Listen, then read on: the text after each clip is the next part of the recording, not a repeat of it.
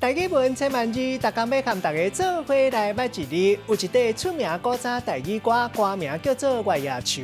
今仔日要甲大家小解，这一字就是愁，读自由愁第5条。这个愁就是忧虑、忧虑、悲伤的意思。咱讲忧愁，意思就是忧忧，面色看起来真烦恼。咱讲是忧面、忧容，也个面忧面结、忧头苦面。若是烦恼甲真艰苦，咱讲是忧苦。希望讲会当消除忧愁，咱讲就是解愁。